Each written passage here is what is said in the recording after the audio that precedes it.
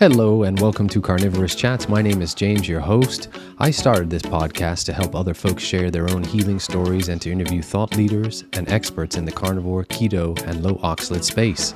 Before we begin, I'd like to give a shout out to Equip Foods and the Carnivore Bar. As an affiliate, you can use the link in the show notes to get a discount on their products when you check out using the code Carnivorist.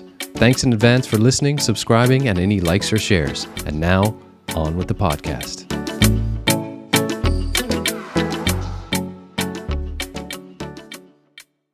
Yeah, Danny, what I'd like to do with you is sort of talk about your journey into the carnivore and keto space to start, a little bit of background on you. And then I'd like to talk about all things Fat Fueled Family, your book, your podcast, obviously includes Maura, your wife, your lovely wife.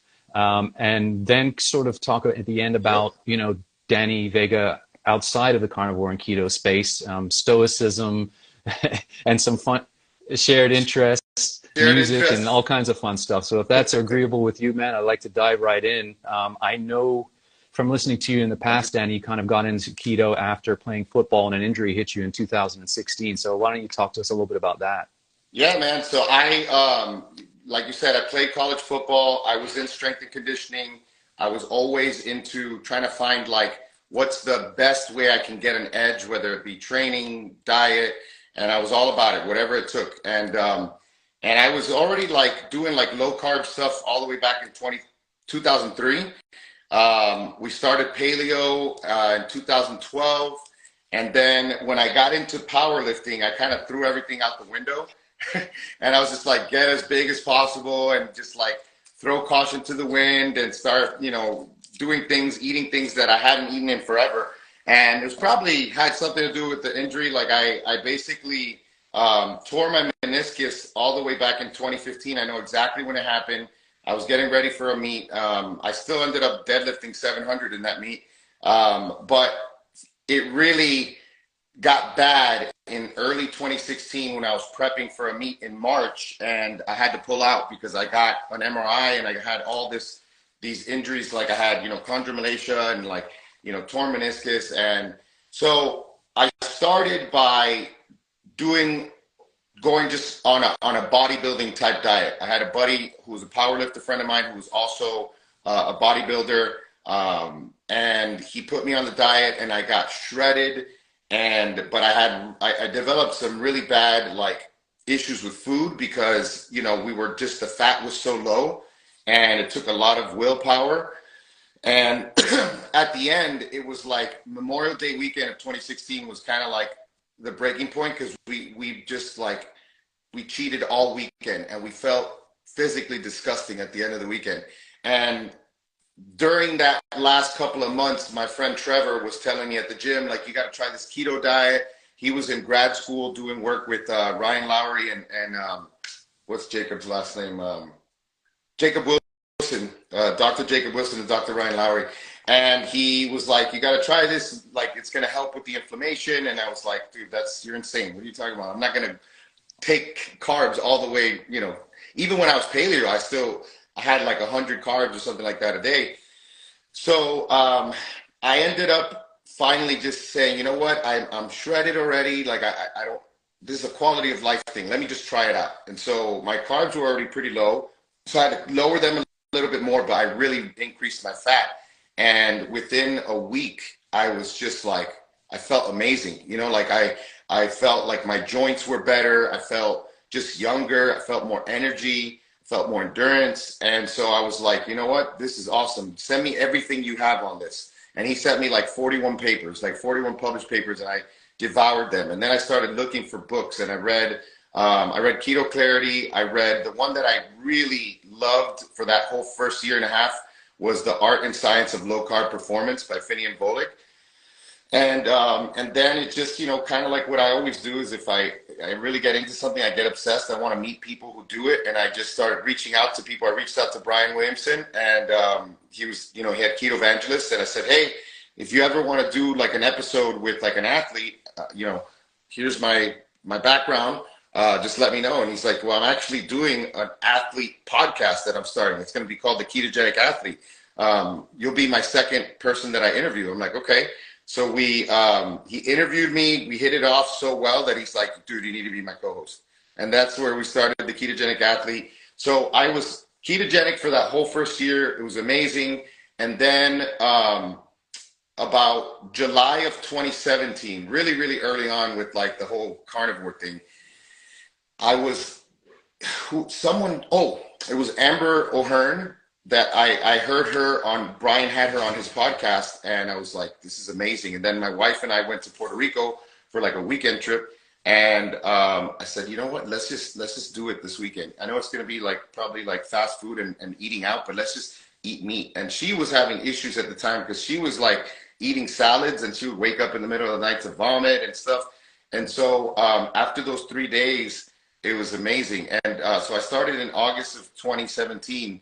And my whole first month, Brian and I, we did this thing, we called it August Surf and Turf, where we just did this experiment where all we ate was anything like salmon and any type of beef, you know, whether it's organs, beef in general, ground beef.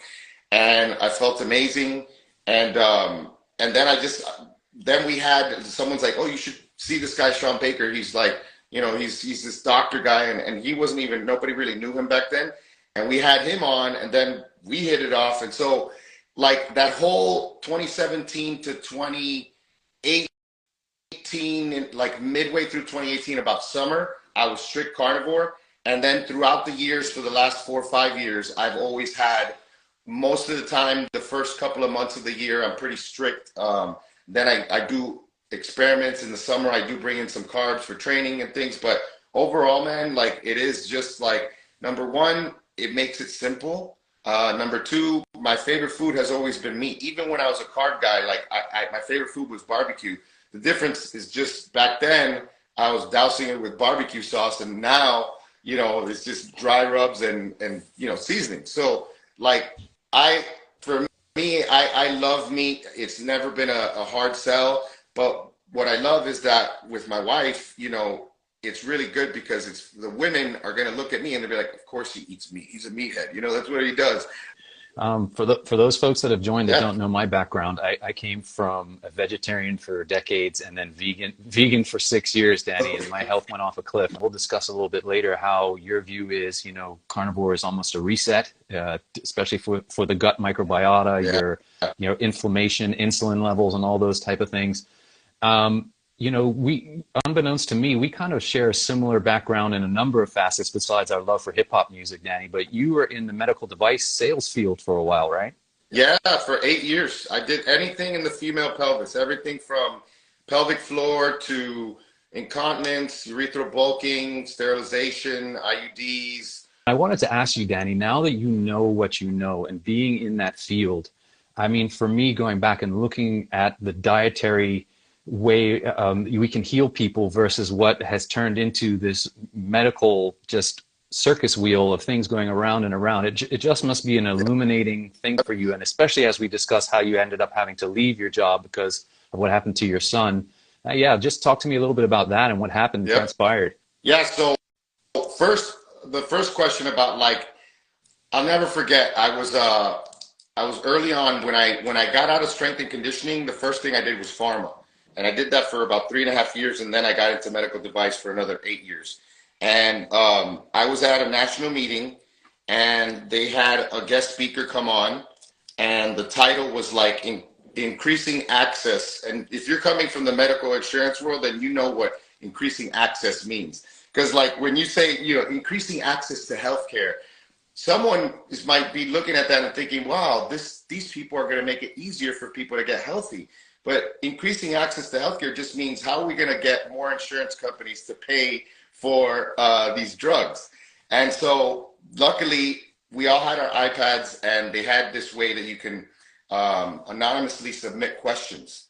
And even back then, this was back in 2010, 2011, I just was like, why is nobody talking about diet and lifestyle? And I asked that. And I saw when I asked the question, and the speaker, the guest speaker, I think he was like one of the big payers. He worked for one of the big payers, and he said, "Well, people love to take their pills," and that's I will admit that. Yes, I will concede that. But at the same time, you know, you can't say that out one side of your mouth and then on the other side talk about how much you're investing in consumer marketing, direct to consumer marketing, where you ask your doctor about this. And doctors nowadays, because of the way things have changed, a lot of because of the insurance landscape, like they gotta do a lot more in a lot less time, and they have to protect their business. And so your patient is your patient and you are the expert, but at the same time, your patient's also your customer. So if even within the medical model, which is not even like getting into the lifestyle, even within the medical model, if you have a preference for a drug that you want to give the patient, but the patient comes in and asks you for another drug, a lot of doctors, unless it's like something completely that they're completely against, they're going to concede because they want to keep their patient happy. And God forbid they recommend something and now the patient gets a side effect. And why did you put me on this? And like now I'm putting bad reviews. They're you know, a lot of the things, the happiness of the patient, all those things get factored into their contracts. So all those things. So bottom line is, yes, they do love to take pills, but where's the education? If we're focusing on educating on, you know, this whole flawed model, which is basically isolate a variable, create a drug that changes that variable, and have no regard for the whole system and how it works and how the system is created to heal itself, and what are the downstream effects of changing something just because we've identified that as an issue. How does that affect other processes? So it's like, so that was the insurance side, you know, and versus that was for me the biggest thing. Now, as far as like leaving what I did, you know, I just really had a heart for what I was doing. I always loved it, and I started to coach again. I started to get clients like in New Zealand and Czech Republic and India, you know, all over. I had them, you know, and I was like, wow, this is pretty possible that I can actually do this and quit my job. Now, granted, I don't make nearly as much as I used to make, but I got to be honest, what I did with women's health, with the exception of the IUD, which I was a huge advocate for, and now I'm not, because, you know, it's plastic and there's a lot of things that you're just blind to it. As much as you, because I'm very, when it comes to this, I consider myself ethical, and, you know, I would never be able to sell something that I didn't agree with. But even now, like, I look back and I'm like, it's just that, and I think that's what happens with a lot of physicians, that they are, number one, trained a certain way. Number two, they may not consciously be aware of the incentives that they have to perpetuate this medical approach, but they're there, and, you know, it's continuing. And, you know, a lot of people are not focusing on root cause. The only ones that do that are the ones who are passionate, and ones that we know, like Dr. Jamie Seaman, Barry. Ken, what's Ken's last name? Did you say Ken Barry? What'd you say? Yeah. Yeah, Dr. Ken Barry. There's several, you know, Gabrielle Lyon, like a lot of these people that they have gotten an obsession with nutrition and lifestyle because they're not prepared for that. So, you know, my son was hit and run over in my neighborhood, and that was a most traumatic experience I've had, you know, at that time, and thank God he's okay. And, you know, I basically I had 2 weeks left of vacation for the year. I took both of them because we were already homeschooling, and my oldest was very active. He had a lot of homeschooling. We don't stay home. They're always doing stuff. And so we didn't want him to have to, you know, deal with having to stay home. So I stayed home with Dean, and that actually was amazing because our relationship, what it is today, which is very special because he always wants to be with me, and he always, you know, he wakes up, first thing he does is come to me, or he'll scream right when he wakes up, when he's still in bed. I got to go see him.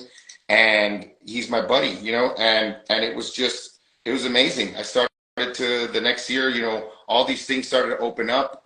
I started to do more speaking. I started to do consulting with small companies and then influencer marketing and just programs and all those things that I wouldn't have been able to do if I kept going. So it was an interesting way to trigger me to do that, because I had already been thinking about it for over a year. One of the things for me with the carnivore diet, and I just wanted you to speak on it because I know you found it too, was when you went that last stage switch from keto to carnivore, was the anxiety leaving. It was a miracle for me. I had such severe anxiety, and I know it happened a little bit for you and your wife too. Yeah. Definitely my wife. Yeah. Keto definitely helped. She had really bad postpartum depression. I take half of the blame for that because, everything that we've done, we've kind of done it together. It's a blessing because, I know a lot of people that when they want to make a lifestyle change, especially women, their husbands are just like, well, I'm going to keep eating the pasta. This is not for me. This is for you. This is your thing. And they have to at the very least, support your spouse in what they're doing. But it does make it a little bit more difficult if they're not doing it with you. And luckily, whether it was diet changes or conspiracy theories or whatever it is that we're looking into, we kind of go down that road. So I was in the middle of powerlifting when I got her pregnant with our second one with Dean. And then she, we weren't eating the same. We were eating more carbs and she was eating, and she would say to me, she'd be like, this is not good. I don't have enough fat, I need more fat. My brain needs more fat. And obviously looking back now with her genetics, we saw that there was various reasons why, plant-based in any form, it does not agree with her. But so and I didn't know because wasn't prepared because we didn't have it with the first one, but she started to get postpartum depression, and this is kind of a typical thing for her and for a lot of women, which is they suffer in silence. And so by the time she admitted that there was an issue, it was 3 months postpartum in 2014. Yeah, 2014. And then they put her on Zoloft, and then, but she had the depression was already gone, but she kind of got with keto. But with this, that was actually, no, she wasn't even keto. That was the whole thing. So she was on Zoloft, and she kind of did this is another thing that we don't recommend, is she weaned herself off by herself off the Zoloft, and she did it. She thought she did it slow enough, but it wasn't. But thank God for keto, because keto helped with that. But she did still have the anxiety, and truly carnivore, when she started carnivore, the anxiety, that was the final thing. I'm just, for sure I would be more anxious if I ate carbs. Maybe it's this psychological defense mechanism that I'm trying to improve, because I've always thought to myself that I'm aloof, but I've realized over the years that I'm not aloof. I've just pushed stuff down. But I know that I have a lot of genetic SNPs that make me much more susceptible to anxiety. But for me, a lot of the time they present physically versus that mental heaviness, feeling of impending doom. I don't really get that, but I definitely get shortness of breath, maybe a little tachycardia, and I'm just oh, this is normal, so, but we know, for what you mentioned, there's a lot of these plant chemicals, they're going to increase glutamate in the brain, which is the what you don't want, versus GABA. And in general, the brain runs better on ketones, it just does. So, I just did, because we got some new group coaching clients, and I always do a 15-minute quick intro call. And then when they come on the next group coaching call, I always think of different topics, and we covered the brain, and we went through a bunch of Dr. Nice. Georgia Ede stuff about why the brain, why carnivore, and definitely at the very least being aware of, especially with vegetables and seeds, what could be the potential issues. That's always been my approach, because a lot of these things I have an issue, I don't think, detoxing oxalates. I don't eat that many of them, but I did get down with some peanut butter a lot, you know? But like, so I tell people like, okay, if you're gonna just be aware, just kind of like when you get your genetics read, like just because you have these genes, it doesn't mean that they're gonna present, because you know, epigenetics, good lifestyle, in the absence of like something traumatic or some crazy sickness or, you know, virus or something, you can like outlive basically those genes because you're doing the right thing. But if something goes wrong, you know, oh crap, that is manifesting itself somehow because of my MTHFR. And the same thing, like if you're okay, even though we say, like me and her, we say like the cornerstone of your diet has to be animal protein. But if you start to experience this, well, that could be lectins, that could be oxalates, that could definitely stay away from gluten. I don't really know anybody in modern times. Maura had a MRT food sensitivity panel, and gluten was one of the red ones that, like, you know, it's color coded.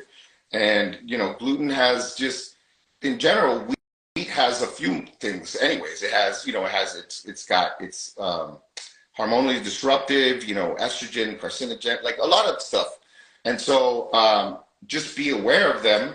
But like you said, everyone should at some point just try carnivore if you want, like preferably like maybe in the fall, like you know, maybe from like September to November, just for like 2 months, or maybe January to March, and just try it, you know. I appreciate that as well, Danny, because, you know, we often talk about, especially us ex-vegans that find the carnivore way of eating. It's very rare, if not ever happened before, that an ex-vegan goes carnivore and then goes back again. It just doesn't happen because once you find this way of eating and you get the mental clarity and you get the physical benefits and you've come to a place of healing, which you didn't think was possible, you don't want to go back, do you? It's unbelievable. That carnivore zen, they call it, Judy calls it, doesn't she? Danny, I wanted to talk very quickly because we're talking about the mental benefits on ketones and the brains, and the benefit to the brain from the ketones, and your thoughts, because I know you're a proponent of this. I've followed you for a long time, of exogenous ketones and their benefit, especially in neurodegenerative diseases, brain boosting benefits. What have you found with that? Well, first of all, like my whole first speech that I ever gave after doing keto was keto turned me into a superhuman, and that was at the first ever KetoCon in 2017. And I felt like I got, if I had to quantify it, an extra 15 to 20% of productivity. And that led to winning President's Club at my company and making a bunch of money and going to Turks and Caicos and, you know, winning trips. And so just in general, ketones in the brain, like from your diet, are awesome. You know, with children, it might be harder, but even with people who are following a ketogenic diet already, or doing intermittent fasting, like it's still going to have lots of benefits. Like over the years, I started to really learn more about ketones. So like when I first started researching it, I was like, okay, I get the concept. This is awesome. And then I didn't want to mess with Prove It. I just hated their you know, the way they marketed. And after, like, I was in 2019, I was in Puerto Rico doing a speaking gig with Ryan Lowry, and he's like, man, why you gotta always hate on Prove It? You know, I'm like, well, this, and this. And he's like, well, first of all, let me tell you that, number one, they've helped fund a lot of my research, and I respect that because, you know, we need more of this stuff. And he's like, number two, that was the only formulation that had the DBHB, you know, the usable form. The rest of the ketones, that any exogenous ketone that you see out there, if you look on the bottle or whatever the packaging is, you're going to see Go BHB. That patent is really 50% of the L BHB, which is really like, might as well not count it. And if we're seeing that the research shows that like a typical 10 to 11 gram dose is what's bringing on the benefit, and you're only getting like 5 to 5.5, you know, grams, because the rest of it, you're not absorbing it, it's not worth it. So I did Prove It for a while, and I loved it. I didn't promote it or anything. I just kind of got it. and we had an auto ship, and then I done, the esters are amazing as well. It started with Ketone Aid, and Frank kind of started sending me stuff all the way back in 2018, 2019. And I will say that from a athletic standpoint, I don't use it for that. I'm obsessed with like brain performance and just being like lit up all the time, and I don't want to have a bunch of stimulants, like I want clarity and focus and just infinite, so I've gone as high as 90 grams with ketone esters, and that's a little too high, because like you'll feel like you can write a book in 2 hours, and then like in 3 hours you'll just like become dumb. And I felt like that drop off, and I'm like, oh, I can't think now. And then I tried the HVMN. That was a good one. And this last year, Kinetic reached out to me right before keto, KetoCon. And I was like, oh, another exogenous ketone. I'm like, okay, let me look at this. And then something jumped out at me when I clicked on their site, and it was like this new patent. It had, every patent has a nice little logo that they create for it. And I was like, what's this? And it was like, they basically created a new patent that it has basically a little bit of ester and all DBHB. And it doesn't have that really, so when you have your typical ketone salts are going to be really high sodium, which is totally good. I mean, I would say half the time people feel better with exogenous ketones because they're not having enough salt. So you get that. And then a lot of the time, for example, Prove It has a lot of the charged ones. So you're getting caffeine too, which is kind of like cheating, because it's just, you're going to feel caffeine is an awesome thing. As long as you're not abusing it can be really helpful. Just like nicotine gum, like that could be like, if you know how to use it and don't just use it all the time, those are really good, brain drugs, smart drugs. But Kinetic, so I tried it at KetoCon, freaking loved it, and they have a lot of good research. They're the only ones that are, they got some brain council that's vouching for them, and they have like really good research with their stuff. And I was just speaking with them this weekend, and they're doing some really interesting research right now around alcohol and alcohol withdrawal stuff that I think is amazing. So I'm a huge fan of Kinetic. Conflict of interest. They sponsor me. I am not. I'll tell you it this way. I don't get paid when people buy Kinetic. My agreement with them was that they got to send me it every month. Like, and I get paid for like making content, but not like off of everything that I sell. I just want, keep giving me the product, So it really, like, if you look at neurodegenerative diseases, Alzheimer's, all of those, they're all very related. And, what is happening? Number one, there's like an energy crisis in the brain. So you have like insulin resistance in the brain. Number two, there's inflammation. What else? Inflammation, energy crisis, excitatory, like a lot of glutamate, high glutamate. And so if you're improving the metabolism for your brain, and if you are, decreasing inflammation, that's amazing. You could really, and then you pair that with, some other things, like you bring in some lion's mane for neurogenesis, and, some other nootropics. I'm always like rotating things in.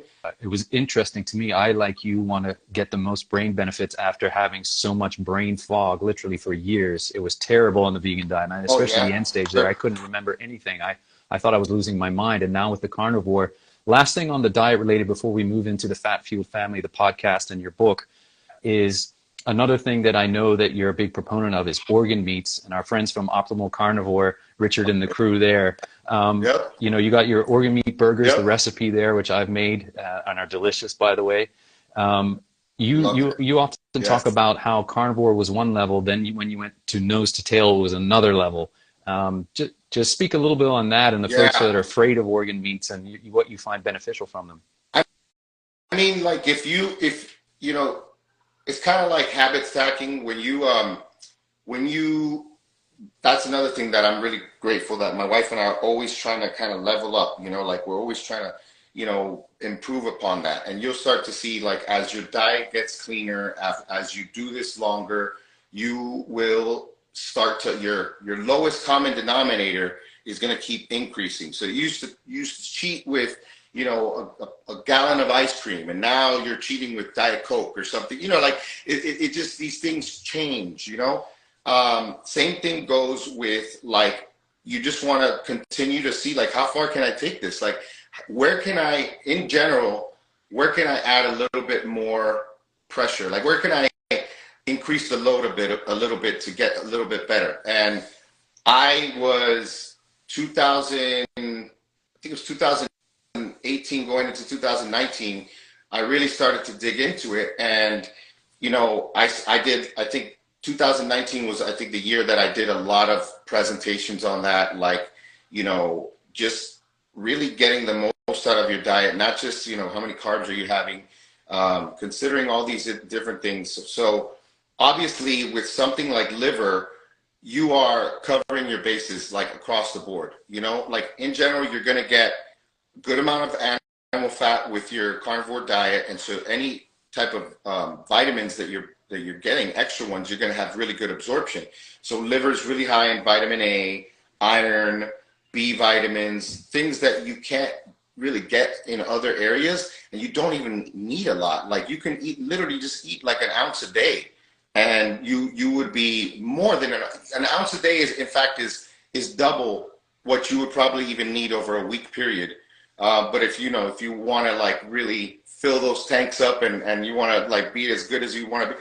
And so there's that. Then, like, I looked into, like, the whole glycine thing, and how most people are, you know, they basically go hunting, and when they go hunting, they end up catching a 2-pound pack of ribeye because they don't hunt. I was going, but that was good. So it's like, you know, like, yeah, it's like, people, you know, you go to the store and all you're getting is muscle meat, you know, like. And so I remember a study that I don't remember who talked about it, who shared the study, but they're like, you know, they had these rats and they decreased their protein to 5%, and it doubled their lifespan. So then everybody was like, get rid of protein, you live longer. And then there was some more research done, and they showed that as long as you can keep the protein the same, but make sure that you balance out glycine and methionine.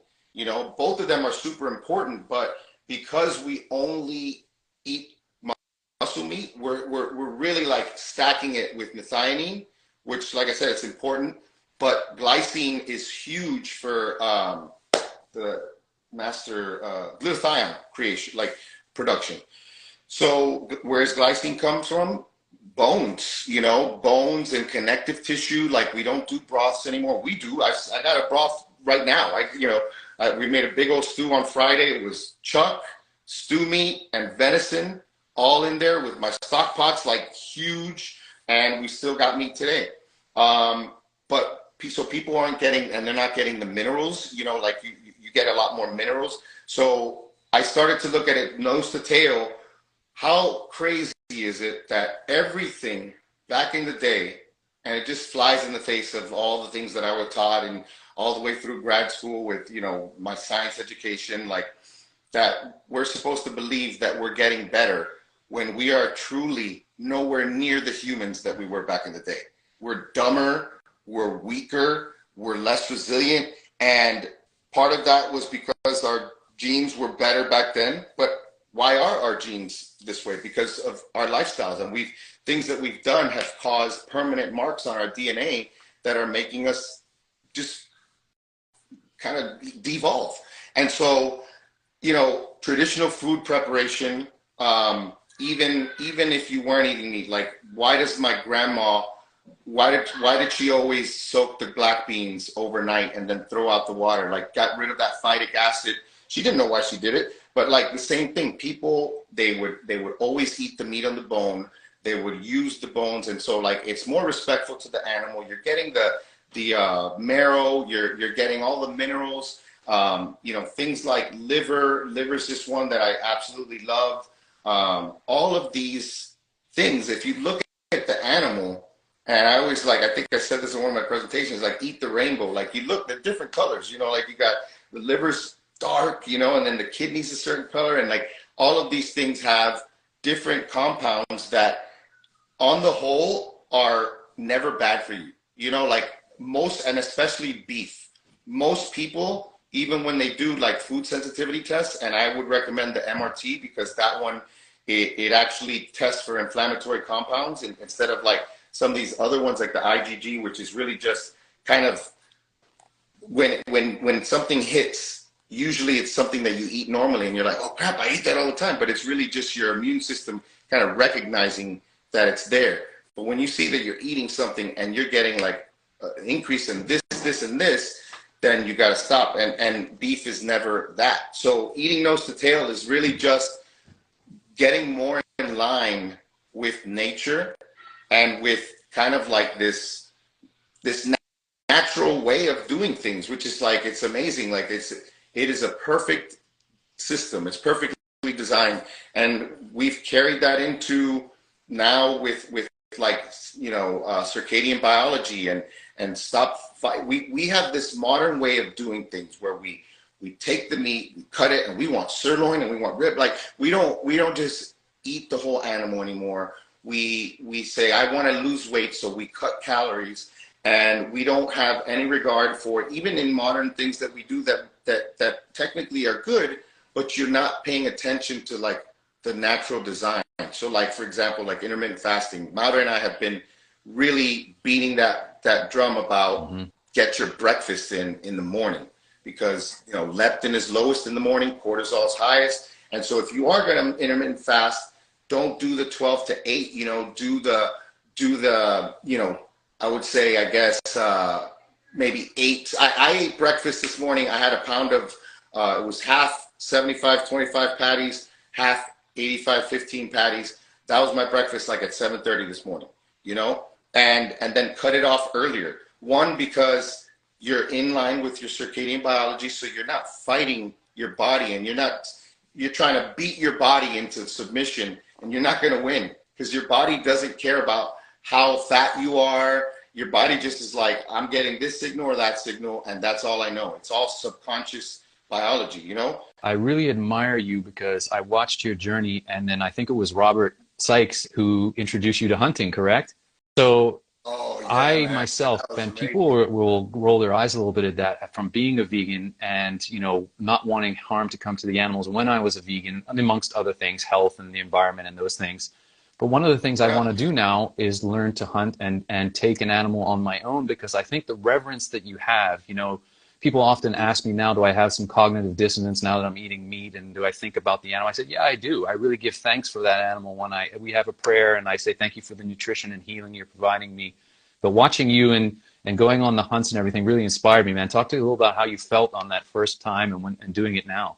Well, first of all, that hunt, that last one that we just went on like 3 weeks ago or something, that was the highlight of my 2022. It really was. Like every time I'm out there, I had gone, that was like my 5th time, because I've gone a few times in the spring, and I wasn't able to go 2021. I was super hectic. It was the first time I ever missed it. And but the first time I went, you know, Robert and I are like brothers, and I wish I could see him more, to be honest, like, because he's really one of my favorite people in this world. And he's like, come out to the farm and we'll go hunting. And, you know, I always understood, and I also like, I'm obsessed with animals. And that's the thing that people don't get. It's the same thing with like, there's a lot of stuff, like a lot of the things that, you know, someone who's like lives in a city who's supposedly an environmentalist, it's like, how could you really ever know what it's like to take care of the actual environment and nature if you don't even live in it, and your whole existence is contrary to it? And so what I find is like farmers, ranchers, hunters, they are the best environmentalists. They are the best, you know, animal husbandry. They know how to treat these animals. They know about the animals more than just like, and you know, and they respect it. And like when I did it, like if you ever talk with a hunter, like, and they take a shot and it's not a good shot, they feel terrible about it because they don't want the animal to suffer. And when I first hit that first buck, it was amazing. Like, first of all, there was a time there when on that exact hunt, on that exact, afternoon, where I had two animals lined up, one in front of the other. And I got buck fever. Like, I don't know if you ever heard of buck fever, but it's like buck fever is like when you get so excited, you just like, and I'm like, oh, I can't take a shot right now. I'm way too lit up. And so I could have gotten two because I had Robert's, what was it, 300. So there was no way that I wasn't going to go right through both of them. But waited a little bit longer, took the shot, and it literally went straight down. And when I walked up to it to go get it, it literally had grass in its mouth.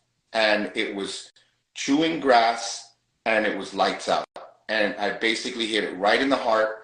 And, if you practice and you just stay sharp and you can, make sure that you have good aim, you can, it's not like if you look at Nature is Wild and Nature is, Metal and all those like channels, the alternative is getting your guts eaten alive while you're watching the animal do it to you. Like, would you rather just like lights out or literally suffering and having an animal eat your guts while you see it? Like, it's literally, that's what happens, It's not easy. It's not surgical at all. It's very barbaric, the way animals, the way prey animals get eaten, and we can't stop that. And if we did, the world would end because just like with health, there's a system.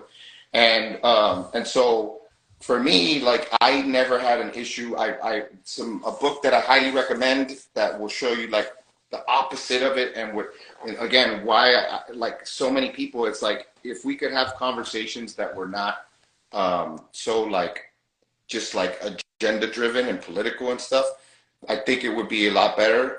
But a lot of our culture is so diseased that it's like past that. But for example, like there's a book by Stephen Manella, highly recommend it. It's called American Buffalo in Search of a Lost Icon. And I'm going to tell you right now, that should have been our freaking animal for America. Well, maybe we don't deserve it because it's such an amazing animal that maybe we do deserve the eagle, which is like basically it is a predator, but it's also a scavenger. And that's kind of like what we are here. We tend to be that. But, the buffalo was in the millions. Like there would be, you would have a herd of buffalo.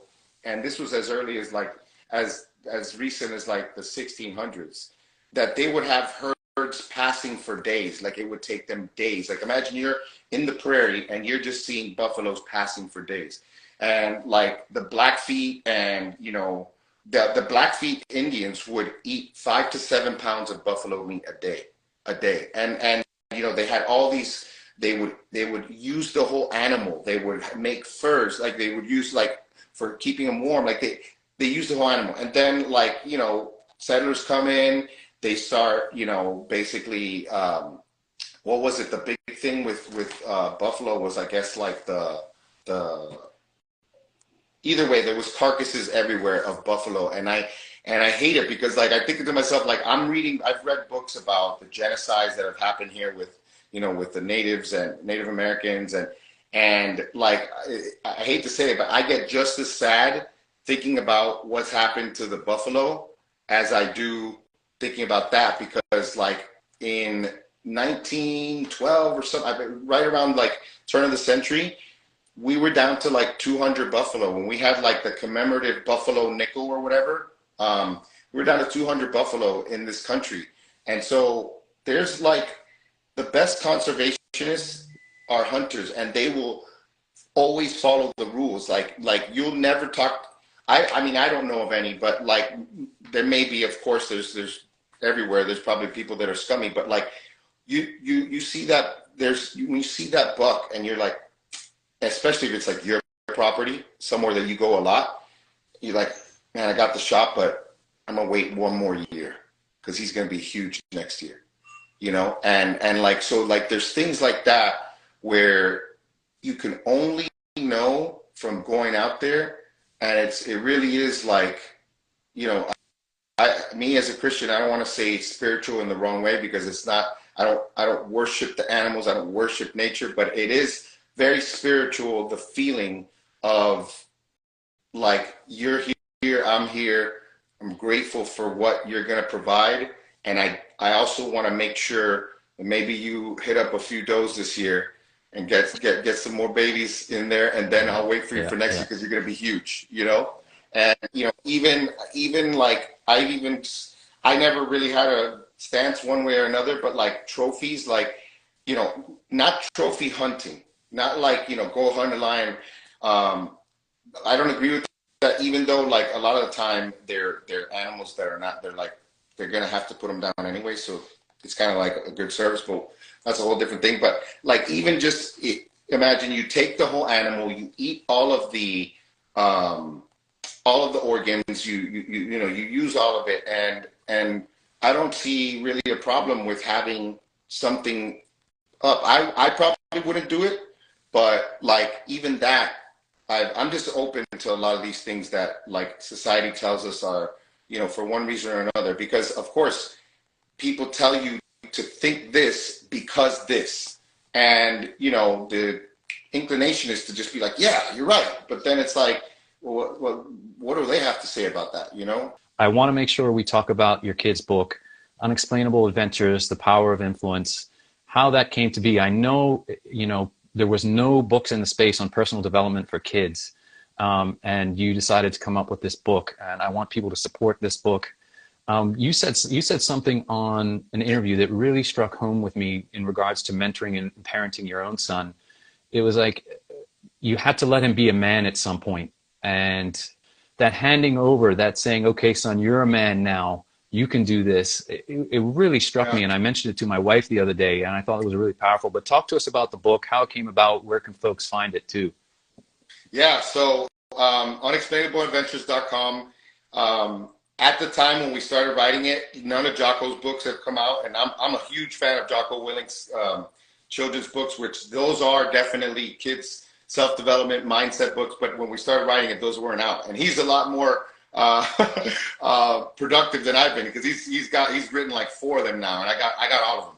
But at the time, the only thing, so my buddy Adrian, he called me up, and you know, he's a big, like, I think he studied literature undergrad, or maybe he really loved his creative writing class, whatever. Either way, he wanted to, and he had a younger brother, which he's kind of like, it's a big age difference. So he's a very good role model for his younger brother. And, you know, he wanted him to read more, and he didn't really see anything that, like, he's like, what do I like to read? I like to read, like, you know, personal development books, things like that, mindset. And there was nothing. And so he called me a few times, and he said, you know, first it was kind of like market research, because he's a marketing guy. And he was like, is there anything available? I'm like, well, there's the Tuttle Twins books, but those are really just, you know, philosophy and economics, and taking like those type of books and adapting them into like a storybook. Like it's a series with a brother and sister. But no, not that, there's really nothing. And so he's like, well, this is what I want to do. And I started to get really excited. I'm like, man, that's awesome. Yeah, do it for sure. And then he called me the second time. He asked me a few more questions. He's like, wait a second, literally right there. He's like, you want to write this with me? And I was like, yeah, I do. Like, heck yeah. And I was like, we got to start with like, how to win friends and influence people. And that is literally the one that he picked. For me, I thought it was awesome. I just learned so much. It was right when I was going to get into sales. One of my mentors told me to read it. And I thought it was the perfect book for me to read, and I probably need to read it again, because like, you know, our tendency is to always focus on ourselves and always talk. And like, I do that a lot. But like taking a genuine interest in other people, simple things like remembering their name, their birthdays, and just learning how to solve conflict, peacefully solve conflict, and how to influence people without manipulating them. All these are things that I think we really lack, even adults nowadays, let alone kids. So we wrote the book, and it was just such an amazing, the process of writing a book. I highly recommend it to anybody, even if you never publish it. Just write a book, write a book, because it's awesome. Maybe not like a manual type of book, that's cool too, but like something like creative writing. And because I was able to bring in, people that have just made a huge difference in my life, whether they were teachers, whether they were college teammates. And I'll never forget, I told one of the characters was based on a buddy of mine who his mom is from Finland and his dad is from Ghana. And so like, he's like this light skinned black dude with like a really strong, like German accent. And I didn't give the character his, because he's big, and the character in the book is like tall guy, but bottom line. And then I had teachers that their name was this for a reason, because that was a big teacher for me. And then we wove in all of those lessons through the dialogue, through the mentor character, kind of like the Yoda guy, which would, it's like everybody has to have that character. And that was Dr. Libertas, which shout out to Libertas Press. That's the guy, the author of Tuttle Twins is, I'm forgetting his name, but we had him on the podcast. And so it was awesome. And I think, all of the things that we did, like we did an extra workbook for the parents to do it along with the kid, with the child. And I had fun doing the Mad Libs, the crossword puzzles, the word search, and all this stuff. And I was like, oh, this is super cool. And then Adrian had an awesome idea that blows my stuff away. My stuff is just like, stuff for a road trip that you could do. But his is like the challenge checklist that you basically, you kind of check these off, and like this week you're going to meet 3 new people that you've seen them, but you've never gotten their names. This, you're going to do this. And that, to me, now that's taking knowledge into practice, like an application. And so obviously I love being a dad. I don't pretend to know everything, but like we were passionate about it. And I don't know if you know this, but Maura and I contributed a chapter to Ben Greenfield's new book. It's coming out. It's called Boundless Parenting. And we talk a lot about one of the things that Ben was like, when we were having the conversation, like getting ready, prepping for the thing, he was sending me like, these are the things that I'm thinking about. And we were talking about rites of passage, and like that is a perfect example of something that, again, was always done, in the older times. Like even in our modern society, Western world, we have rites of passage that, as we get more and more away from it, we're losing that. And so, you have to, in my opinion, this is my opinion, and I only know boys, and that's where my knowledge is, and thank God, because I guess maybe I wasn't meant to have girls, but I'm good because I get boys. I speak that language. You have to start in manageable things, and then as the time continues, you got to continue to challenge them a little bit more. So, Desmond shot his first guns when he was 9. He took jujitsu for like 4 years. I took him on a hike once, and when he was like 6 or 7, he started his first business when he was 6. Took him on his first like pretty grueling hike when he was 7, and all of these things are building up, and as we get older, they will get more challenging, because at some point, I have to be able to say, and I'll know when that is. In fact, I'll probably plan when that is. Like, it'll be some thing where we go for, a week camping, and I'm like, all right, this is what you're going to do. Like, you're alone, you're on your own for the next day or 2 or whatever. I'll figure it out by the time I get there. There's so many, nowadays, there's so many ideas. So that's really cool. Because at some point I have to say, hey, you're a man now, man. You're a man. I'm proud of you. You're ready. And like, if you don't do that, and this is from Wild at Heart, fantastic book that I read before I even had kids. you know, it creates that false self. You know, you may be the workaholic, you may be the wimp, you may be the bully, you may be the womanizer, and these are all things that aren't true, like the true epitome of masculinity, which is like, it's a lot, you know. And then on the other hand, if you do the whole participant trophy, you know, approach, where it's like, you're a man, son, and you didn't do crap, there's no way you're not gonna believe it. It's like, oh, I win an award just because my balls dropped, you know, like, and I got some hair. Like, that's not how it works, you know. It's all you know, based on your actions, and we have to do that because the modern world is not preparing us for life. None of us were really prepared by the system for life. So we have to find ways of, like, how are we going to build in those things? And a lot of the time they cross over. Physical is always going to be the best way to me, because if you can do something hard physical, you tend to be able to do other stuff. Because it's an ongoing thing, is managing emotions and in a healthy way, because I, for most of my life, didn't feel emotions, and I you know, how to be a man,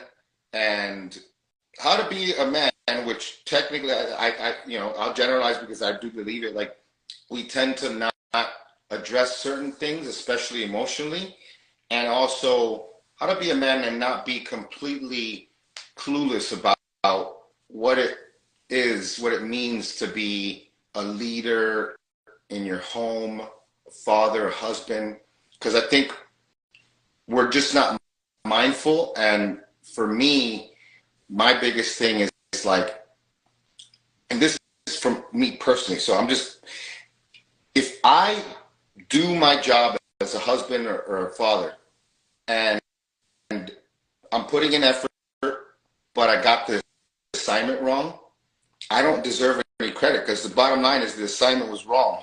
So, like, how do we just be more mindful of what it means to do all that? So if you want to talk about that, because that's what I'm really trying right now at 41 to learn about, like, and it's what I'm focusing on every morning in my reading and stuff. So yeah, there's a lot, man. And I think about how we've talked about a little bit on this podcast, how diet affects your mental health, it affects your physical health, the sort of, you know, the way our food has been reduced down. You talked about how we're not the same humans we were before, even not the lack of eating organ meats and meat in general, that all combined to the social media. I mean, I know we're using it here now. Man, I hate it. Like, I've grown to hate it, but like, I'm like, if I don't stay on it somehow, no one's gonna see my stuff. I got people that reach out. I've been also like shadow banned a lot, because I once you get on the radar, you're screwed. Like, the other day, like, I wasn't able to do collab reels with my sponsors, and I wasn't able to go live. I just got off of that, but it was like, now they're bringing up comments that I made in 2020, and they're comments, not even posts. And then one of them was a story. So I do hate it, but like, we need it. And if we want to, the alternative is allowing, you know, everything else that currently has the biggest voice to continue.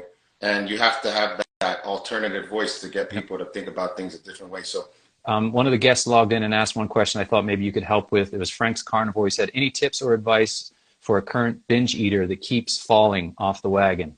Oh man, yeah, I've done that. I definitely have issues with binging for sure, like over the years, because when I wanted to put on weight in high school and in mostly in high school, I would eat as much as possible, as quickly as possible, so that I wouldn't get full. And like, that's a big job to eat to gain weight. Like, people don't understand. And I think I messed things up, obviously, because even until like 4 or 5 years ago is when I really started to notice, like, number one, I don't have to finish everything on the plate. That's true. Like, I feel like terrible right now. Why am I continuing? But it was like, you know, my mom always told me, finish what's on your plate. You know, she never wanted to waste anything. So one thing that I have found helpful, simple and it sounds woo-woo, but I really do think it is something. The start would be like, look at what mindful eating is. And so like mindful eating, just to give you like a Cliff's Notes, is it has no bearing on whether or not you're going to eat right now. It's not, this process is, you're not using this to say, am I allowed to eat or not? You know, should I eat more or not? It's really just like anything else, stopping to really try to pinpoint why I think I need to eat. And so like, you know, most people that have any type of eating issues, there's like underlying things. And the first step is to see like, why is it? Okay, there's all types of cues that we get when it's time to eat. Sometimes it's a smell. Oh, that smells like, I'm just gonna go, I smell that thing and I love that thing, I'm gonna eat that. Sometimes it's like people, places, and things. Like, you know, you hang out with certain people, all you do is eat together. You have, you know, you go home, your grandma's pie, you're gonna eat your grandma's pie. You know, sometimes it's just because it's lunchtime, you know, you think you gotta eat lunch because it's lunchtime. And so like all of those things, if you're able to train those things, you're able to see, well, man, these last several times, I can honestly say it had nothing to do with hunger.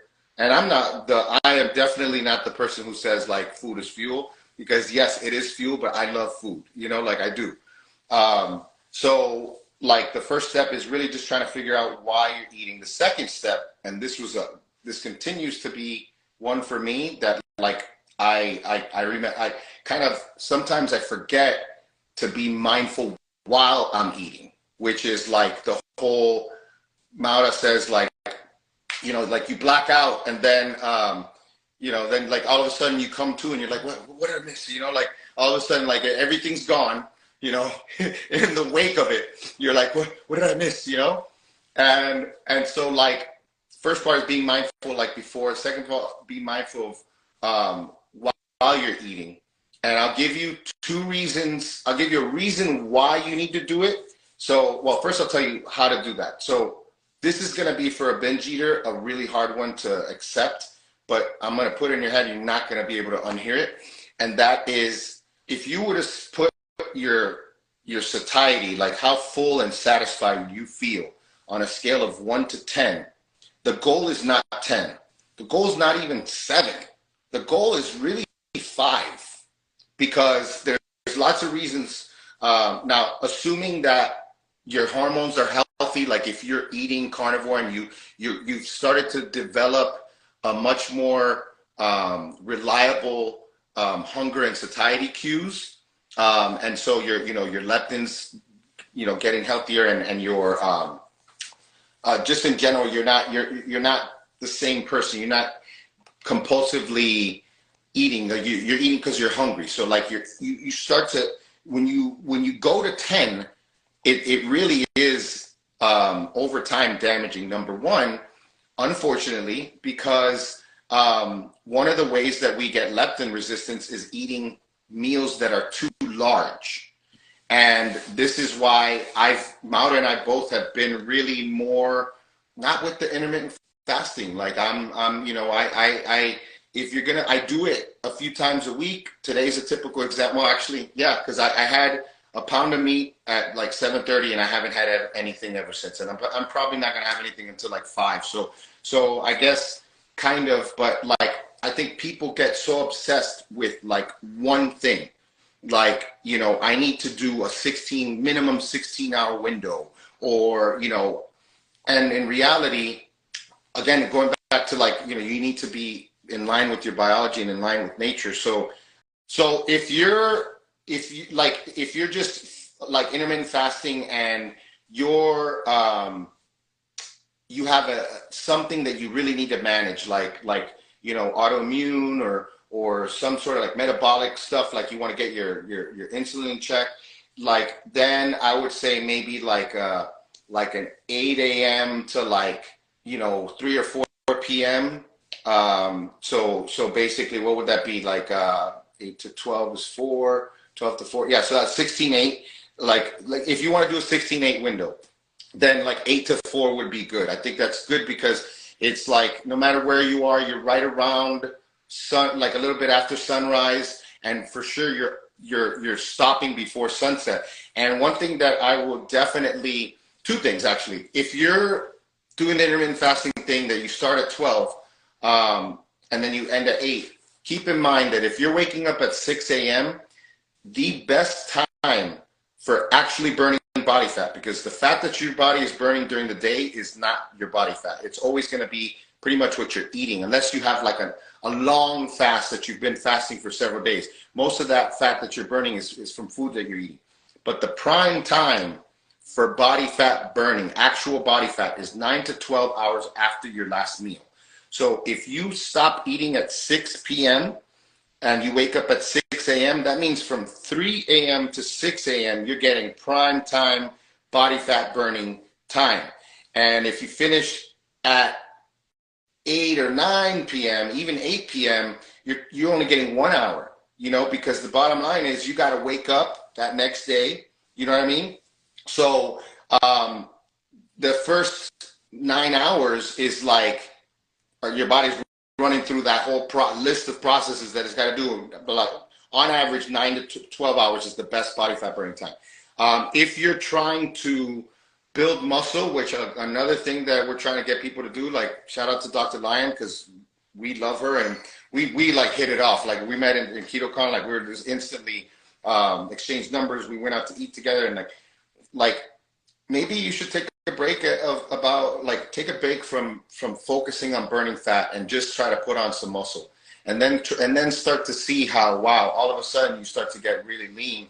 And so, you know, why are you fasting? That's the first one. Like if you want to build muscle, which I would argue that unless you're morbidly obese, you know, if you got 30, 40 pounds to lose, you should be trying to put on muscle, you know, 50 pounds maybe even.